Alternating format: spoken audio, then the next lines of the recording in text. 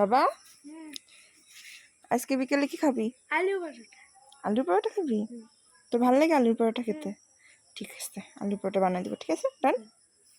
তো এই হচ্ছে আমার এই বাড়ির দিদি ভাইয়ের ছেলে, মানে আমার ভাগ্নে।